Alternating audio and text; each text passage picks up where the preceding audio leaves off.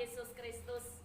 Sungguh bersyukur pada kesempatan ini kita bisa berjumpa lagi di dalam sapaan Sabda Tuhan. Dan saya Pendeta Reni Woro Sulistyo dari GKJ Nguter senantiasa mendoakan Bapak Ibu Saudara semua tetap dalam keadaan baik, sehat, dan tetap bersemangat dalam situasi kondisi apapun.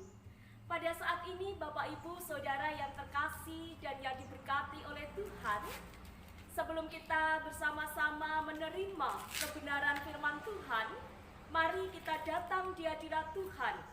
Kita bersama-sama berdoa, memohon pertolongan dan pimpinan Tuhan. Mari kita berdoa.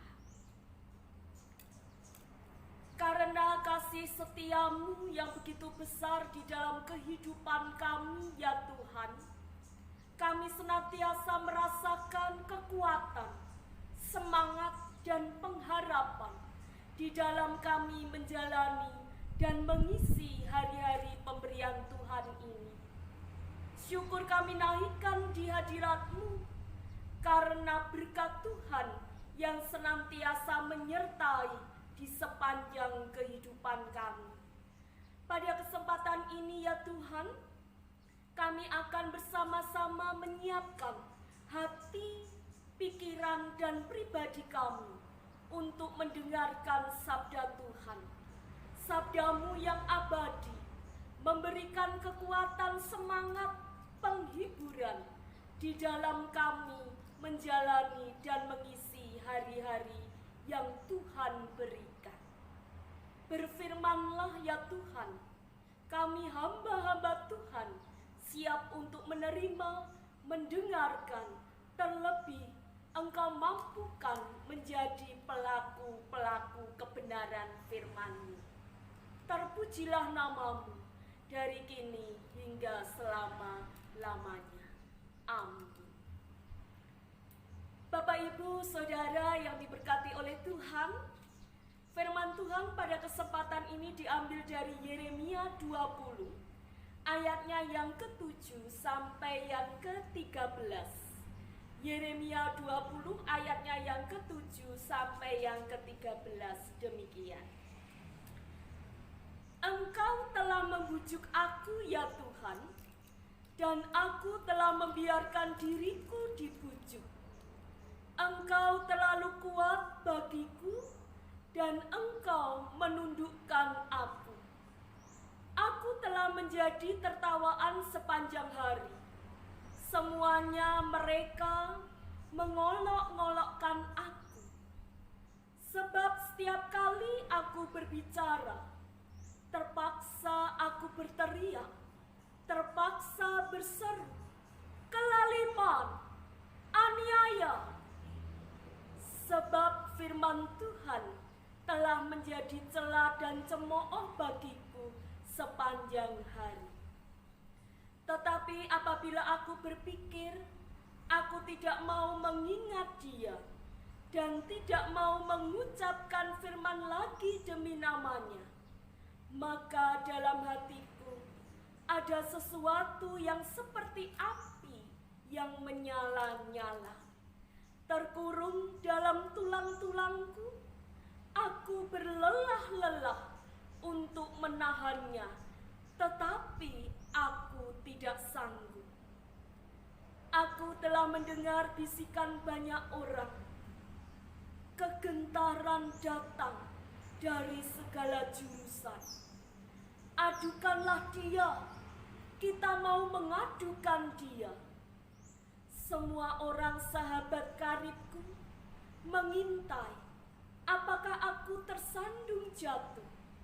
Barangkali ia membiarkan dirinya dibujuk, sehingga kita dapat mengalahkan dia dan dapat melakukan pembalasan kita terhadap dia.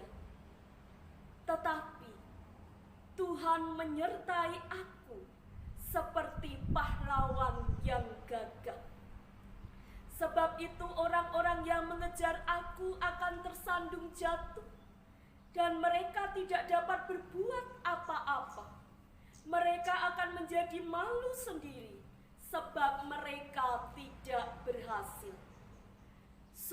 noda yang selama-lamanya tidak terlupakan.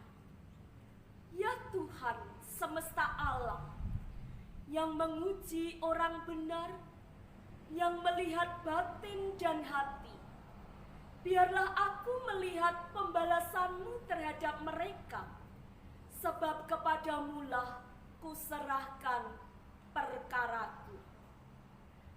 Menyanyilah untuk Tuhan, pujilah Tuhan, sebab Ia telah melepaskan nyawa orang miskin dari tangan orang-orang yang berbuat jahat.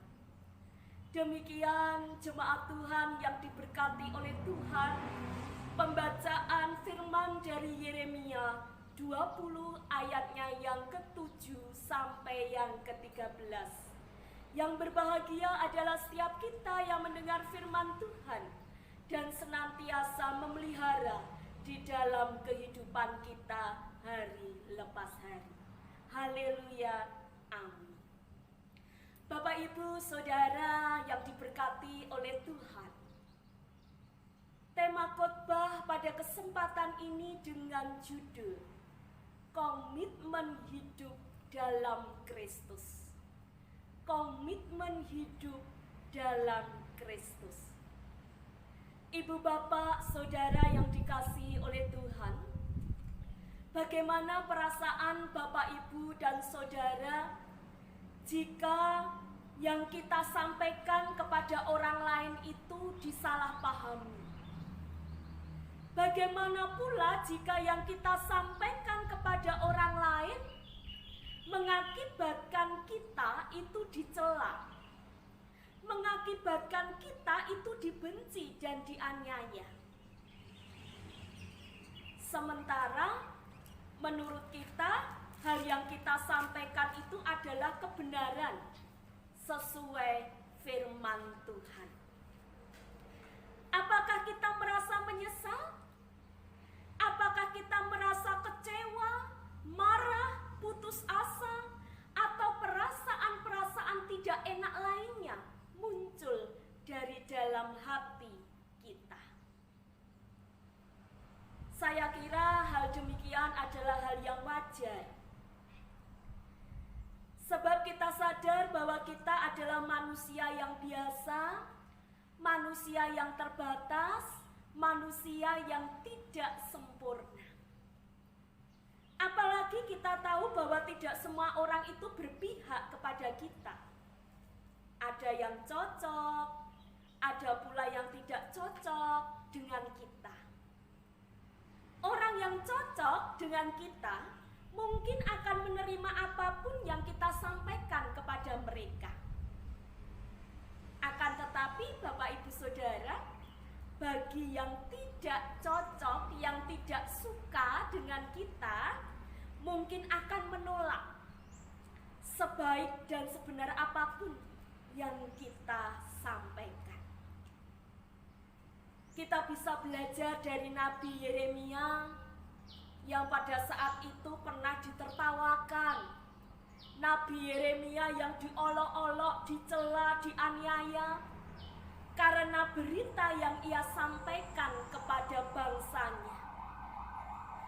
Ia menegur dan mengingatkan bangsanya supaya bertobat. Kelaliman yang mereka perbuat itu adalah sesuatu yang salah dan akan mendatangkan hukuman dari Tuhan. Namun, apa yang terjadi Bapak Ibu Saudara? Berita yang baik dan benar yang disampaikan oleh Nabi Yeremia itu disalahpahami. Oleh karena itu Nabi Yeremia berkeluh kesah kepada Allah. Di Yeremia 20 ayatnya yang ke-7. Engkau telah membujuk aku ya Tuhan, dan aku telah membiarkan diriku dibujuk. Engkau terlalu kuat bagiku dan engkau menundukkan aku. Aku telah menjadi tertawaan sepanjang hari, semuanya mereka mengolok-olokkan aku. Dalam kondisi seperti ini, Nabi Yeremia, Bapak Ibu Saudara, mengalami krisis kepercayaan diri. Bukan berarti bahwa Nabi Yeremia itu tidak mempunyai kepercayaan diri. Kepercayaan diri Nabi Yeremia ada, tetapi tidak berfungsi. Kecenderungan orang yang sedang mengalami krisis seperti itu akan teringat dan ingin kembali ke masa lalunya. Oleh karena itu sangat manusiawi jika Yeremia pada waktu itu menolak panggilan Tuhan sebagai nabi. Dengan alasan apa, Bapak Ibu Saudara? Dengan alasan tidak pandai berbicara. Karena Yeremia itu merasa bahwa dirinya itu masih muda. Padahal alasan itu sebenarnya hanya bentuk rasionalisasi. Sebab bisa saja sesungguhnya Yeremia itu tidak mau keluar dari zona aman dan nyaman ketika nantinya benar-benar menjabat sebagai imam. Akan tetapi Bapak Ibu Saudara, Tuhan telah menetapkan dia. Tuhan telah menetapkan Yeremia menjadi nabi itu sejak dalam kandungan ibunya. Inilah yang dimaksud bahwa Tuhan itu terlalu kuat sehingga Yeremia mau menerima panggilan sebagai nabi.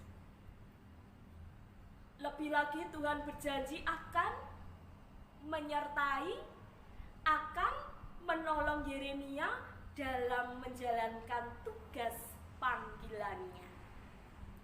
Kita menyaksikan Bapak Ibu Saudara bahwa ternyata memang tidak mudah bagi Yeremia itu untuk melaksanakan tugas panggilan Allah.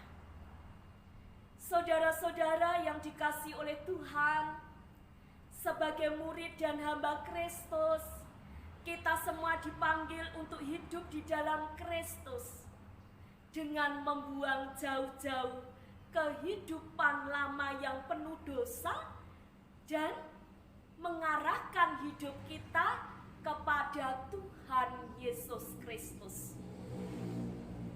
Hidup di dalam Kristus itu berarti apa? Hidup di dalam Kristus itu berarti mengalami dan melakukan yang dialami dan dilakukan oleh Yesus Kristus. Dan untuk dapat hidup di dalam Kristus dengan sungguh-sungguh dibutuhkan komitmen, kemauan, niat, tekad, semangat untuk hidup kita itu selalu di dalam Kristus. Ini bukan perkara yang mudah, Ibu, Bapak, dan Saudara. Ada banyak sekali godaan yang membuat orang Kristen itu mengingkari imannya. Banyak sekali godaan yang menjadikan orang Kristen itu menggadaikan imannya. Keadaan zaman yang rasanya semakin menjauhkan kita dari Tuhan. Semua itu dapat menjadi penghalang yang tidak mudah diatasi.